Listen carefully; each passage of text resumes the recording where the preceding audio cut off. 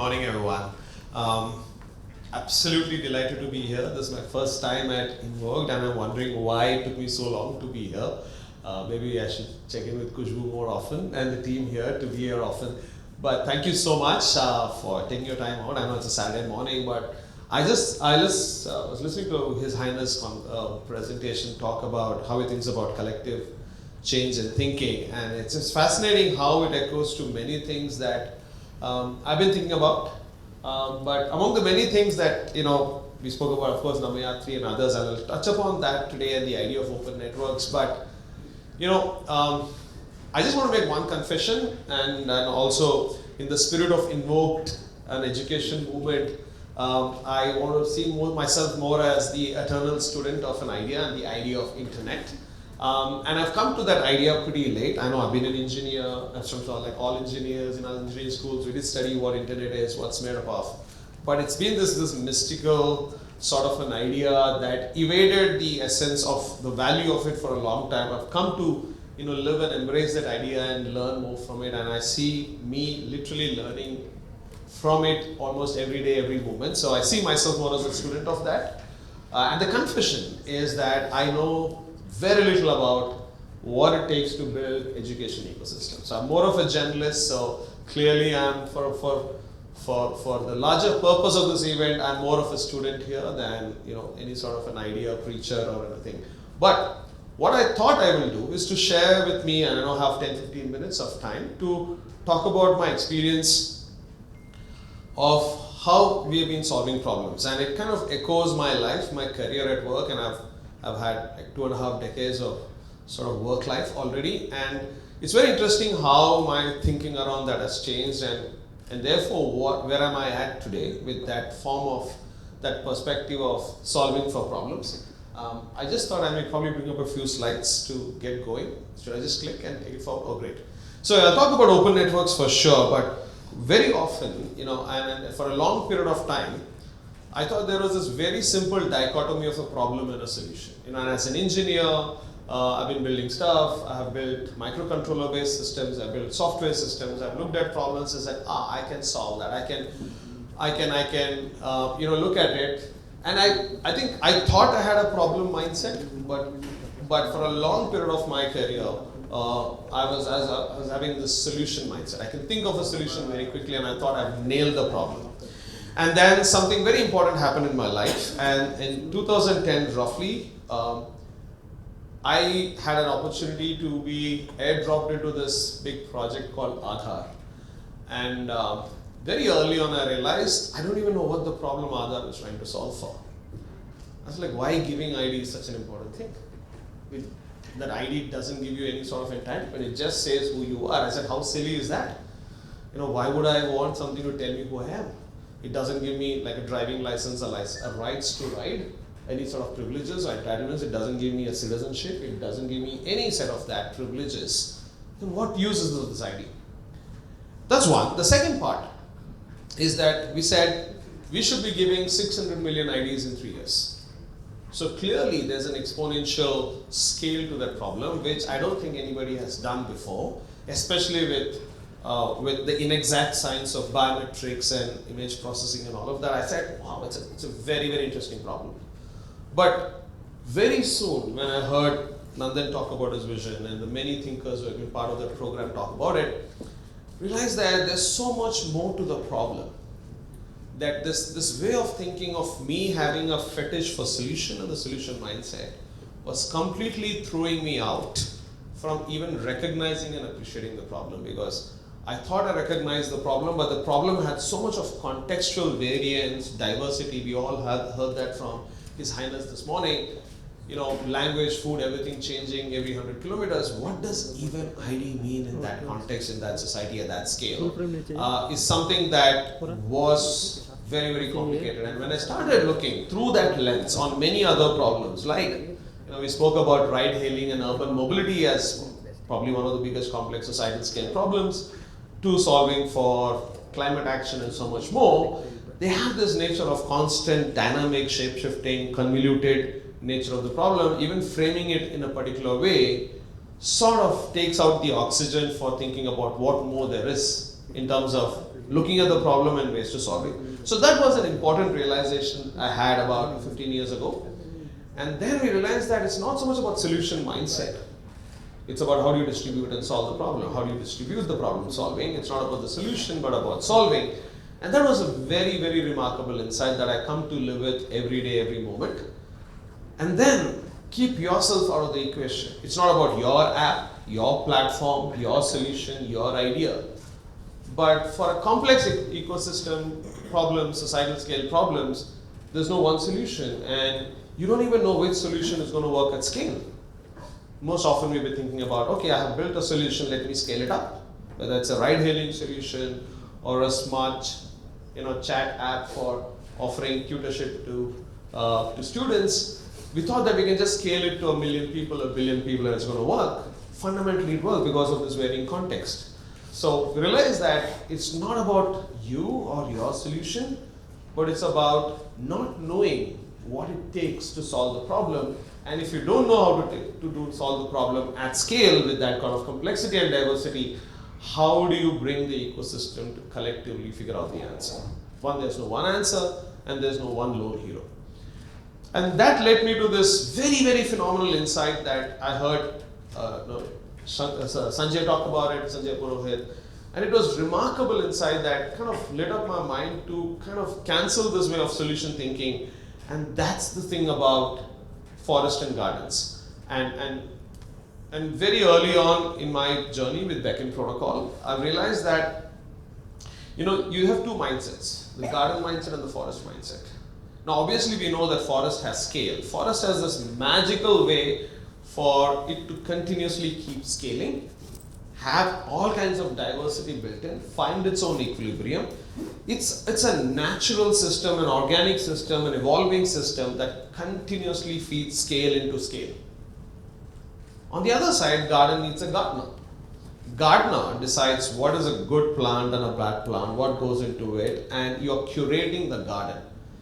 Now I was thinking that if you're thinking about problems that also evolve like forestry, complex, dynamic, and rapidly evolving at scale, whether it's a pandemic, or as Saina said, the smallpox in the early 20th century, all of them have complexity built into it, but our solutions look like gardens, and we think like gardeners. So how do you take the gardener out of the equation and let the forest grow? That's one important aspect of how we think about solving for exponential problems. And this is one of those things which I as an engineer struggled with for a long time, which is to say, how can you let the solution be discovered accidentally?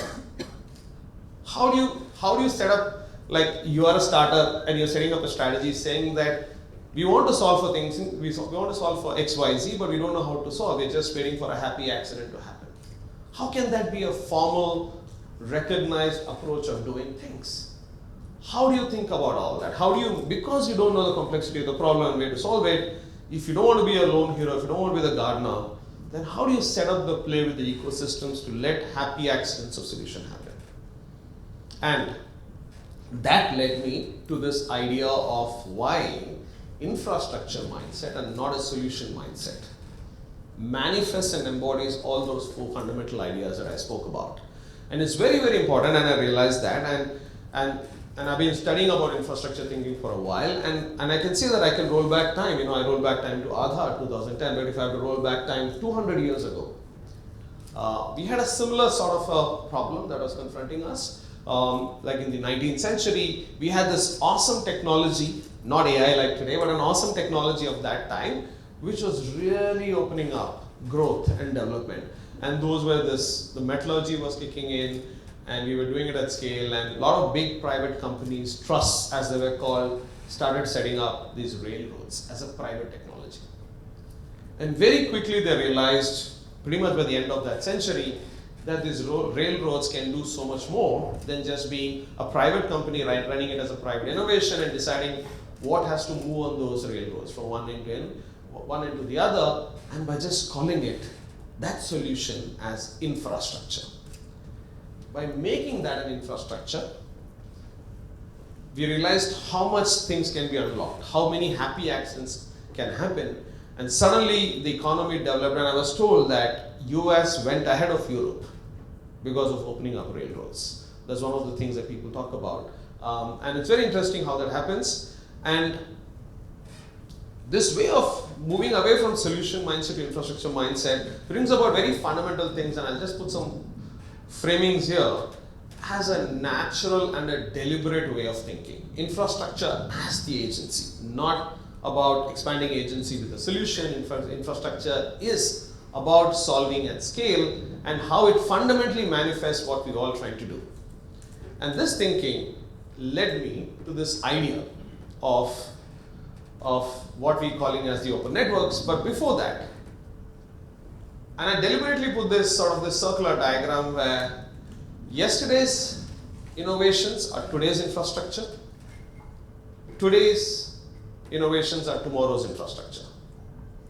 That's how the world is. There was a time when you had a separate camera, a separate phone, a separate GPS device or a map and all of that. They were different devices. They've all collided into one as one smartphone that has become the infrastructure for all your fancy apps, from food delivery to Namo Yatri to even ChatGPT, right? So that way of enabling is what infrastructure thinking does. Fundamentally, it has advanced a society right from the steam engine age to the industrial revolution to the information age.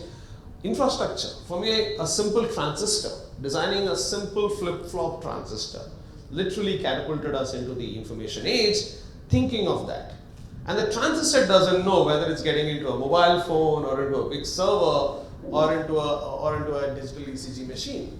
But the way it unlocked all of that, created many more innovations, is a way of thinking that I think would be useful for all of us to carry as a frame when we go forward.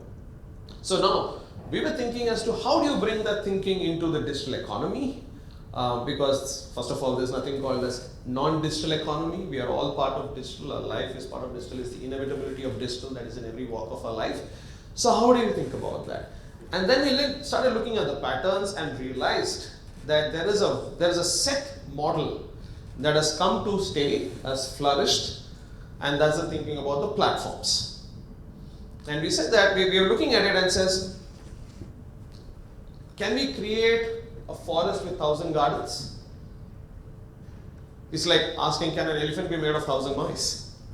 Can a forest be 1,000 gardens? Be made of 1,000 gardens? But we seem to have millions of platforms, and hoping that we'll create that forestry of scale that can dynamically adapt to the varying needs and changes in the problems of our society.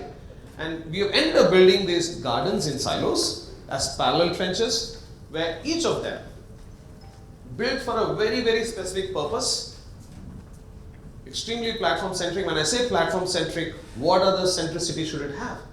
Should it be centered around people, the users, or should we be centered around platforms? It's like saying cities are built around, should cities be built around cars, or should cities be built around roads, or people rather, right? So this idea of platform centricity, giving a very purpose-specific in silo, sort of made me think that maybe there's an opportunity to think of less like gardens and more like forest.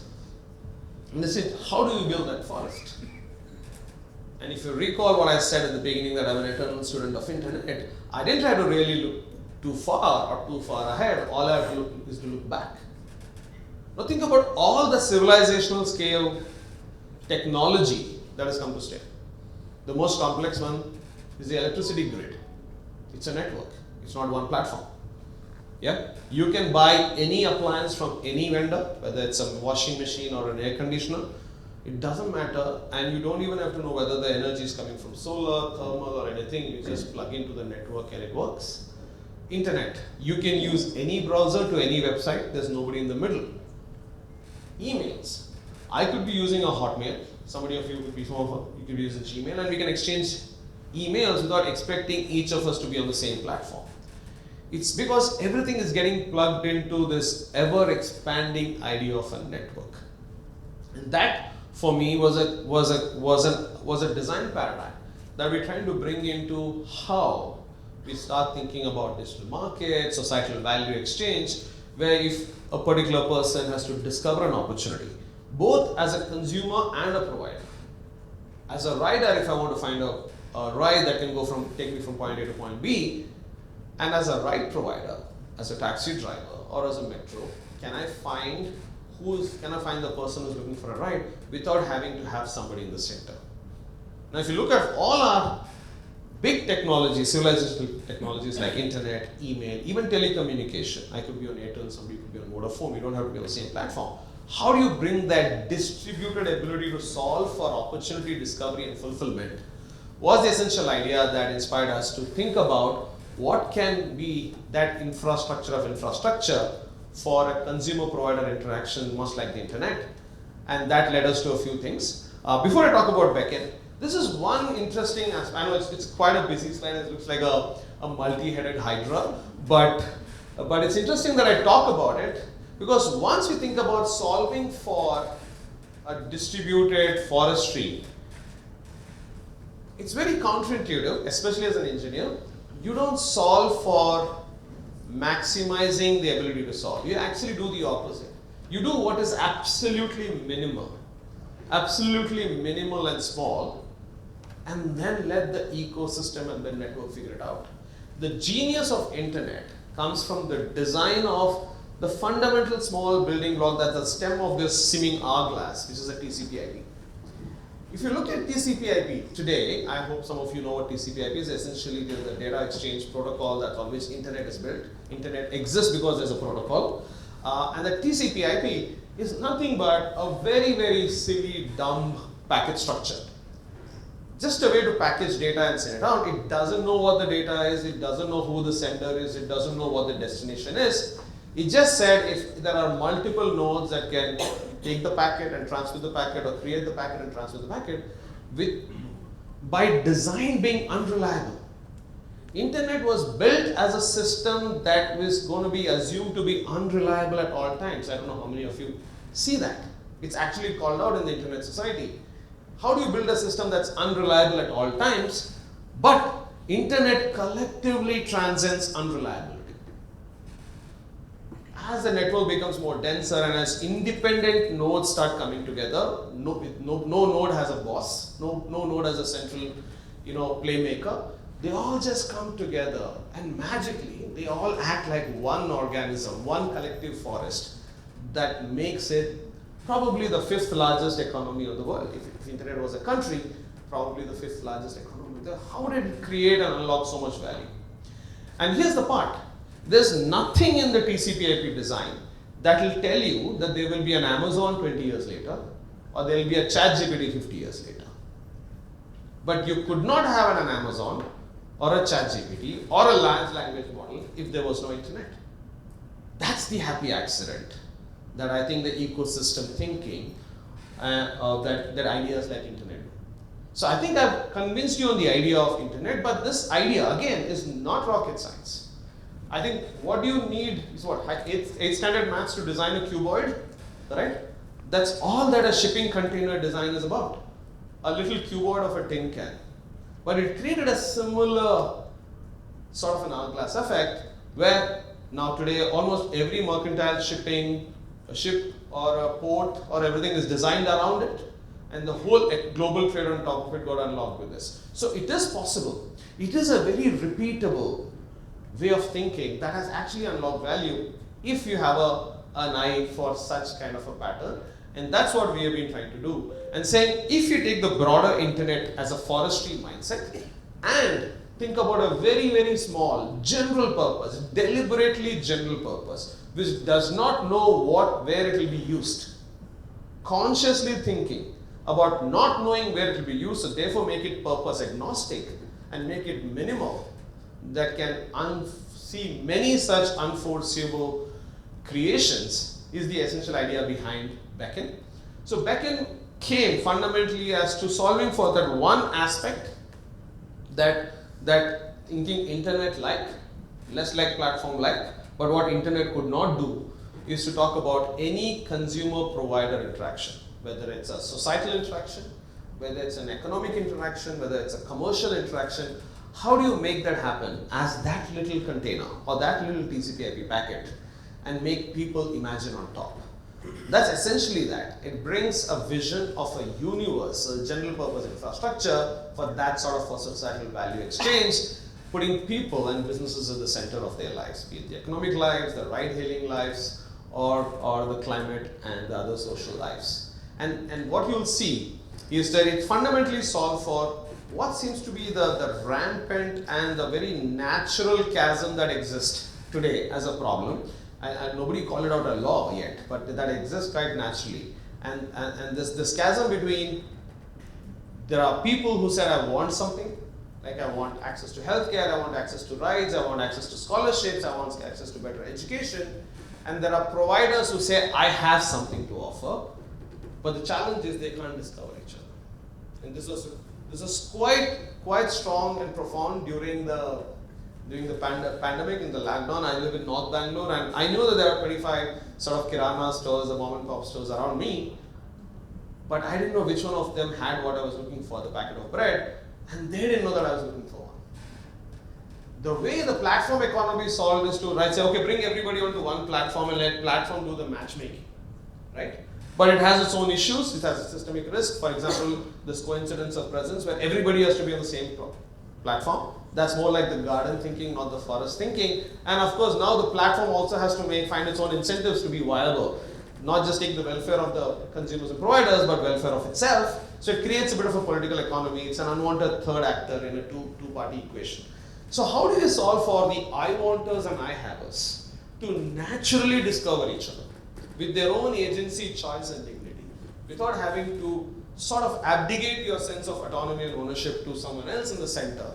And that led to Beckn as a way. So whether you're a farmer, you're looking for needs of growth or resilience like healthcare, insurance, and others, or a girl student looking for education, nutrition, and all of that, we said, why should that be like garden? Why can't it be a forestry of an open network, much like the internet? So Beckn fundamentally is that language of value exchange.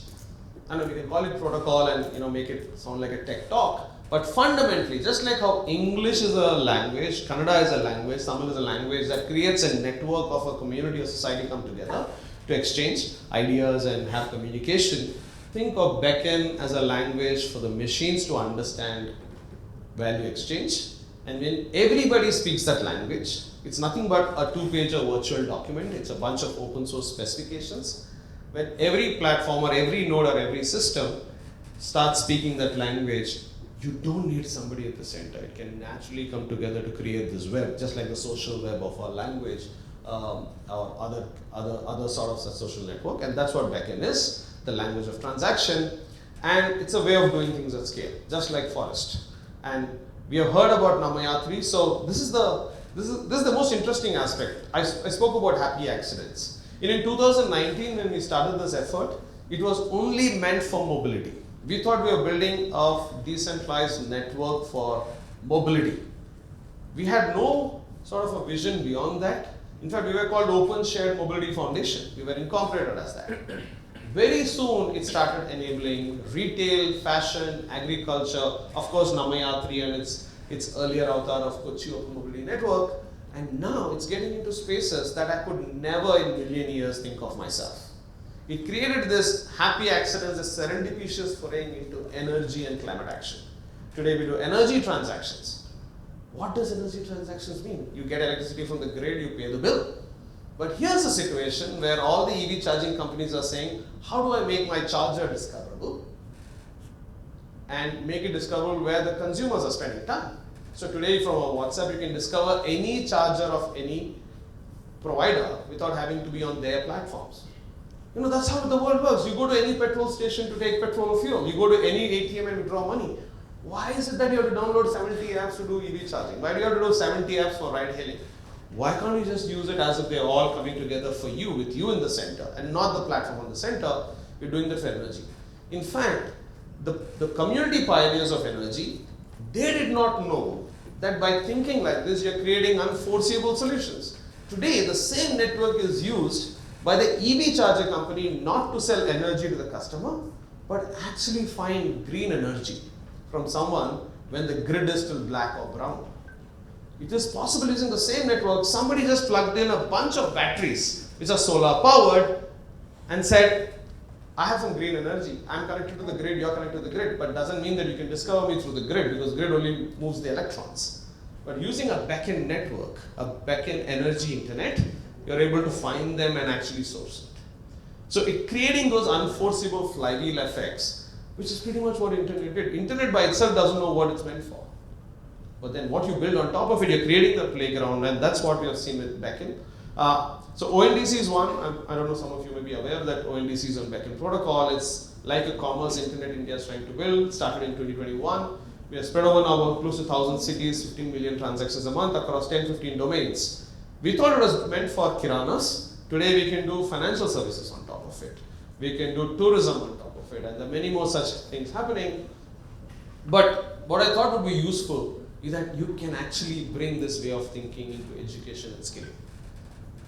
Think if all the apps that we saw in a hackathon yesterday, the product that ShikshaLokam itself is building, they can all come together naturally in a network, where one platform does not have to be the lone hero solving for every aspect of what you're trying to address, but each of the solutions can take up one problem, distribute the problem solving, since it has 10 things to solve, distribute it across an ecosystem. Everybody does one thing, and they all come together. By doing this, you're not just distributing the solving, you're distributing the cost and risk of doing that. You're not taking it onto yourself as a lone hero, but you're distributing it so that everybody does it one part and collectively. And what's interesting is you create exponential effect. The fifth node that will come on the network will find it easier than the fourth node.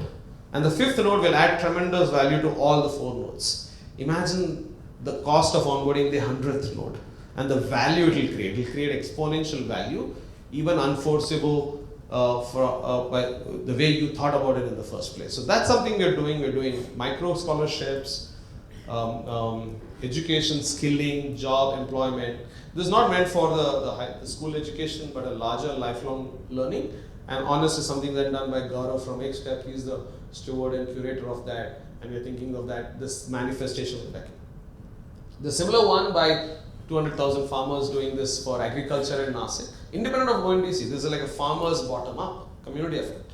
And Namayatri came like that when drivers reached out and said they need Beckn Protocol. You know, I have a tough time in the tech capital explaining protocol to even tech engineers, and I have auto rickshaw drivers who are coming and saying we need Beckn Protocol, probably because they're living the problem, they're living in the context. They say, okay, this is a way for me to think about. And interestingly, Beckn is also the new way of doing new things. ONDC is a new way of doing an Amazon, Airbnb, Swiggy, etc. Or Namayatri is a new way of doing an Uber kind of model. But what you're noticing is it can also offer a new way of doing new things. Energy, as I was speaking about. Solving for farmer stubble burning, agri-waste being converted into sustainable aviation fuel. This is an effort we're doing with few farmers, with Deloitte sustainability team to create a network. Because perhaps that's the only way.